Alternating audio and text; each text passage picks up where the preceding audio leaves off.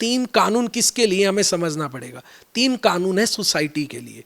अब अगर वो कानूनी प्रो सोसाइटी नहीं है तो सोसाइटी क्या करेगी।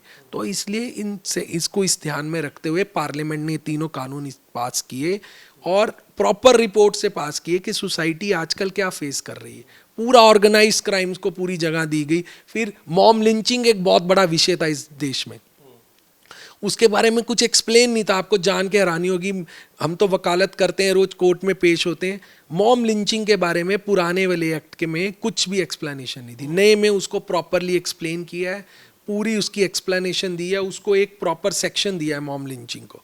तो मैं मानता हूँ कि जो आजकल क्राइम बढ़ रहे हैं, जो हो रहा है, उसको पूरा ध्यान रखते हुए प्रेजेंट सिनेरियो के हिसाब से इन तीनों एक्ट्स को बनाया। मतलब आपका आखिरी सवाल आपसे कि ये प्रो पीपल एक्ट्स है और एक जो हमारे ऊपर 1860 का जो ब्रिटिशों का था कि दंड देना है, पनिशमेंट करना है, अब जस्टिस जो है सरकार देश की है, देश आज़ाद हो चुका है, तो न्याय मिलेगा बजाय इसके कि दंड देने। बिल्कुल, देखिए मैं तो मानता हूँ कि पुराने वाले का तो नाम ही दंड संहिता था, इसका तो नाम ही न्याय संहिता है और ये विक्टिम ओरिएंटेड है। जैसे मैंने पहले कहा, बिल्कुल इसमें मेरे को ऐसे लगता है कि जस्टिस डिलीवर होगा और टाइम फ्रेम में होगा, वो बहुत ज़रूरी है।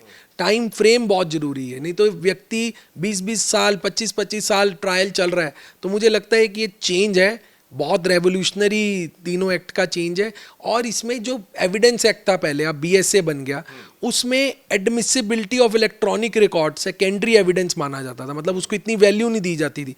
वो बना था एक्ट जब टेलीग्राम भी नहीं था, वो एक्ट तब बना था जब लोग चिट्ठियां लिखते करते थे। आजकल तो फ़ोन पे सब कुछ, व्हाट्सएप का ज़माना है, ईमेल का ज़माना है, तो उसको भी जगह दी गई और उसको कहा गया कि वो प्राइमरी एविडेंस माना जाएगा। Electronic evidence is admissible in the court, उसकी एड्रेस किया और उसका एक प्रोविज़न बना दिया BSA में, जो ईस्टवाइल इंडियन एविडेंस एक्ट था।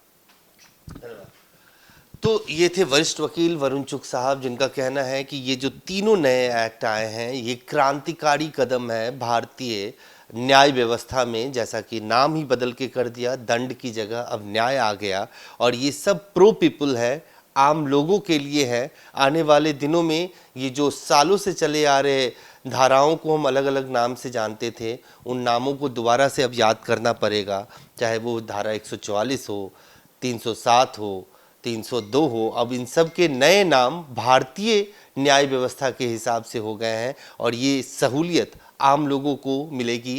किसी को भी, जैसा कि इन्होंने कहा कि justice delayed is justice denied, वो अब नहीं करना पड़ेगा, सालों तक इंतजार नहीं करना पड़ेगा और एक समयबद्ध तरीके से एक सही टाइम फ्रेम में ट्रायल भी होगा और जस्टिस भी मिलेगा।